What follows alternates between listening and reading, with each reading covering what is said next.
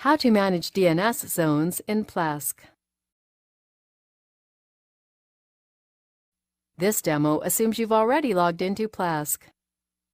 Now let's learn how to manage DNS zones. Click Show More to expand the list of options for this domain. Then click the DNS Settings option. From here, you can switch off the DNS service, switch DNS service mode, which will make the Plesk DNS server act as a slave for this zone, and use an external DNS zone instead, add a DNS zone record, or restore the default settings. Let's go ahead and add a new record. Let's add an A record, which lets us point a subdomain to an IP address.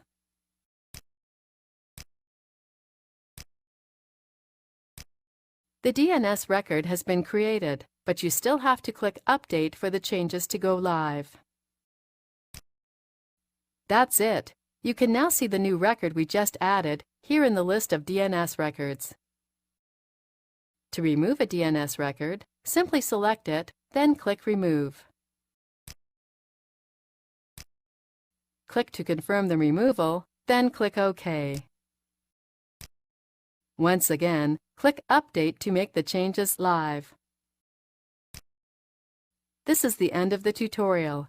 You now know how to manage DNS zones in Plesk.